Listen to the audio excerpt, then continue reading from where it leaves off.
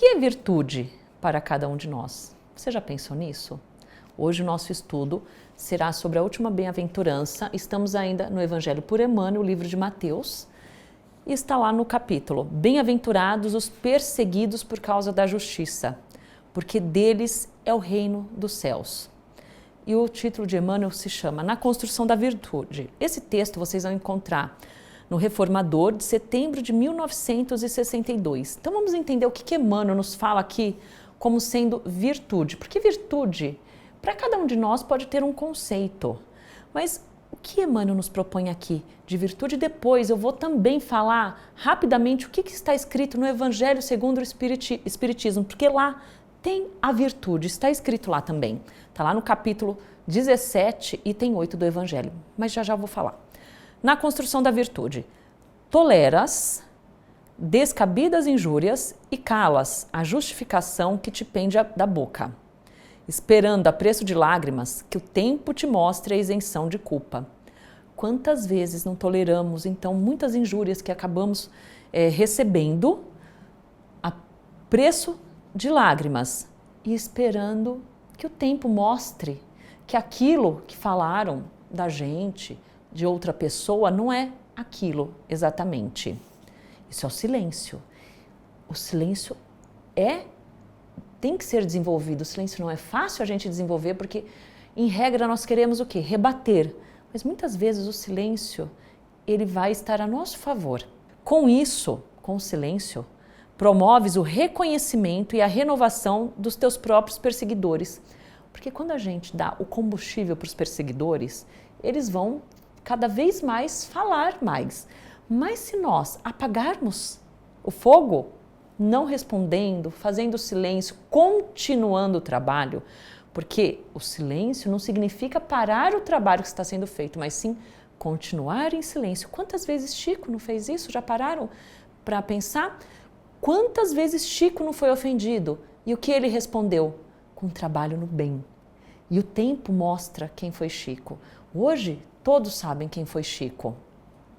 Podes apropriar-te da felicidade alheia. Como que eu me aproprio da felicidade alheia? Já pararam para pensar? Fofoca, fake news. Será que é uma forma da gente se apropriar da felicidade alheia? Porque a fake news é uma fofoca, mas na mídia, né? Em rede social, vamos dizer assim. Podes apropriar-te da felicidade alheia através do pleno domínio no lar de outrem. Às vezes a gente joga uma fofoca no lar do outro e acaba com aquela família. À custa do infortúnio de alguém, que mal nós vamos fazer para essa pessoa? Mas embora padecendo a agoniada fome de afeto, ensinas a prática do dever a quem te pede convivência e carinho. Ou seja, vamos ensinar para aquelas pessoas que estão ao nosso lado a prática do dever. Aquelas pessoas que nos pedem convivência e carinho, nossa família, nossos amigos, aquelas pessoas que trabalham ao nosso lado, a gente precisa ensinar, mesmo que tentem apropriar-se da nossa felicidade, mesmo que joguem uma fofoca, vamos imaginar sobre a nossa família. Vamos ensinar o que é o dever para aquelas pessoas que estão conosco. Mesmo por mais difícil que seja, vamos silenciar, vamos ensinar o que é o dever, vamos fazer a nossa parte. Com semelhante procedimento, acendes na própria alma a chama do amor puro, com que um dia aquecerá os entes queridos nos planos da vida eterna. Muitas vezes seremos chamados a aprender a lidar com a pressão. E nem sempre o melhor caminho é o revide. Nós precisamos aprender a ter a paciência, porque o tempo vai mostrar o melhor caminho para a gente. Tens razão de sobejo para lançar a reprimenda esmagadora aos irmãos caídos em erro. A gente pode ver uma pessoa que errou e falar muita coisa para ela, pela ascendência moral que já conquistaste. Mas pronuncias a frase de estímulo e indulgência, muitas vezes, sob a crítica dos que te não compreendem os gestos.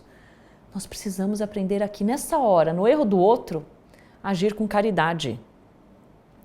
Por que a gente tem que fazer aquela crítica ferrenha que vai piorar a situação do outro? Nesse momento, a gente precisa agir com caridade. A pessoa errou, mas às vezes a pessoa acertou tantas vezes e erra só naquele momento. Vamos então exaltar, vamos mostrar para ela o lado bom dela. Errou, vai melhorar. Começa de novo, porque muitas vezes fez coisas boas, então a gente precisa aprender a ressaltar o que é bom e não o que é ruim. Consegues assim reerguer o ânimo dos companheiros decaídos, recuperando-lhes as energias para o levantamento das boas obras. Quem nunca errou? E se a gente focar só no que nós fizemos errado, nós não vamos conseguir reerguer nossos ânimos. A gente precisa então focar naquilo que a pessoa faz de bem. Guardas o direito de repousar, pelo merecimento obtido em longas tarefas nobremente cumpridas. Quantas pessoas não fazem tudo o que é preciso e merecem o descanso, mas prossegues em atividade laboriosa, no progresso e na paz de todos, quase sempre com desgaste acelerado das próprias forças. Quantas pessoas não fazem tantos trabalhos bons, mesmo assim, naquele momento que elas têm de folga, o que elas vão fazer? Continuar a trabalhar, doar mais um pouco de si. É aquele trabalho-serviço que eu já falei muitas vezes. Quando você vai além do dever, você faz pelo amor. Quantas pessoas nós conhecemos aqui? De novo, vou citar o exemplo do Chico. Quantas vezes Chico fez tanto a nosso favor, ao bem da humanidade. Ele podia descansar, mas o que ele fez? Continuou trabalhando por amor. É o trabalho-serviço que a espiritualidade nos ensina. Aquilo que vai fazer a gente realmente progredir. Nesse abençoado serviço extra, lanças o seguro alicerce dos apostolados santificantes que te clarearão o grande futuro. Ou seja, quando a gente dá além daquilo que é o nosso dever, que eles chamam de serviço extra, que nós fazemos aquele trabalho, serviço, que a espiritualidade nos ensina, aquele trabalho com amor, lanças o seguro alicerce dos apostolados. Já pensaram que foram os apóstolos? Já pensaram como que eles trabalhavam? Eles iam além daquilo que eles precisavam fazer. E é isso que eles estão falando para nós aqui. Sob o assalto da calúnia, ore em favor dos que te ferem. Haja resiliência, né? Mas é essa a proposta mesmo. Fomos ofendidos? Vamos fazer uma oração para aquela pessoa, porque talvez aquela pessoa ainda não tenha o conhecimento que nós estamos nos esforçando para ter. E talvez uma oração para ela, talvez não sempre. Oração nunca é demais. Vai ajudar aquela pessoa a sair daquela situação. Porque quando a gente ofende alguém, é uma situação muito triste isso. Quando a gente parte para isso, para a ofensa ao outro. Então, vamos devolver as ofensas com oração para que aquela pessoa possa ser ajudada. Quando vantagens humanas te sorrirem com prejuízo dos outros, prefere o sacrifício das mais belas aspirações. Do que adianta eu ter uma vantagem do ponto de vista material se eu vou prejudicar alguém? Será que é isso que nós queremos? Prejudicar o outro e somente nós nos beneficiarmos? Com autoridade suficiente para a censura, semeia a benevolência onde estiveres. Às vezes nós podemos efetivamente censurar aquela pessoa, falar que ela está fazendo errado, mas nós podemos também agir de uma outra forma, com benevolência, com caridade. Vamos tentar mudar essa nossa postura. Isso que Emmanuel está nos propondo é uma virtude. Retendo a possibilidade do descanso, abraça o maior esforço e trabalha sempre. Trabalho, trabalho, trabalho. Se nós não trabalharmos, não adianta nós aprendermos se nós não colocarmos isso em ação. Emmanuel sempre nos traz essa proposta da ação, de que nós precisamos agirmos, não basta estudarmos, precisamos colocar isso em ação, isso em prática. Quem suporta serenamente o mal que atraiu para si mesmo, trilha a estrada bendita da resignação. Contudo, quem pratica o bem, quando pode fazer o mal, vive por antecipação no iluminado país da virtude. Muitas vezes, para a gente colocar em prática os ensinamentos de Jesus, isso não vai ser fácil, isso vai chamar a atenção dos outros e nós seremos criticados, muitas vezes fortemente. Por exemplo, hoje, muitas pessoas falam assim, você é bobo, você está fazendo isso, você não ganha nada com isso. Por quê? Porque muitas pessoas ainda pensam só do lado material, pensam nas consequências e nos benefícios que vão ter do ponto de vista material. Mas nós aqui não estamos propondo um benefício material, estamos propondo um crescimento interior, um crescimento que ele é moral, para que nós possamos nos melhorarmos, porque nós reconhecemos o verdadeiro espírita pelo progresso que ele faz, pela melhoria que ele tem dia a dia.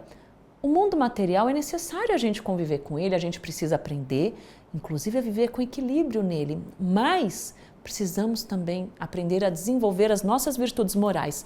E para fechar isso, eu trouxe o Evangelho segundo o Espiritismo, está lá no capítulo 17, no item 8, vai ter um item que se chama a virtude. E a virtude, no seu grau mais elevado, abrange o conjunto de todas as qualidades essenciais que constituem o homem de bem.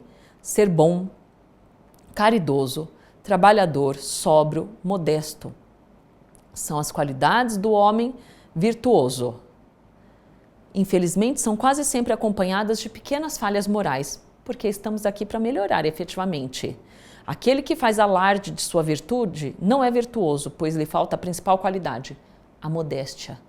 E sobra-lhe o vício mais oposto, o orgulho. A virtude realmente digna desse nome não gosta de exibir-se. E é aqui que eu queria falar. A virtude, quando a gente consegue desenvolver a virtude, na construção dessa virtude, porque não é um caminho fácil, é um caminho que vai nos dar trabalho, seremos criticados muitas vezes, mas no caminho da construção da virtude, nós vamos o quê? Nós não vamos nos exibir. A virtude realmente digna não gosta de exibir-se. Temos de adivinhá-la, mas ela se esconde na sombra. Ela foge à admiração das multidões. É aquele trabalho de formiguinha que nós fazemos todos os dias e que nós não queremos mostrar para os outros. A gente simplesmente quer fazer aquele trabalho, é um trabalho interior que a gente quer se melhorar.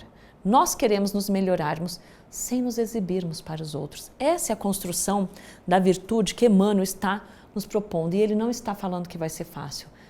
Isso ele deixou muito claro, mas vale muito a pena a gente fazer isso, a gente tentar. E quando Emmanuel fala, bem-aventurados os perseguidos por causa da justiça, aqui a gente costuma pensar na justiça dos homens, mas nós temos que também aprender a pensarmos na justiça de Deus, que é muito diferente. Quando fazemos o que é certo e vamos ser perseguidos porque estamos fazendo o que é certo, mas que nós tenhamos força para continuarmos, porque esse é o caminho que vai nos levar à verdadeira virtude e que vai nos levarmos a nos melhorarmos e a fazermos o nosso progresso moral. Se você gostou do nosso estudo, escreva nas nossas redes sociais, diga o que você pensa, diga se você já passou por algum tipo de dificuldade por escolher fazer o bem. E não se esqueça de se inscrever nos nossos canais. Até o próximo programa.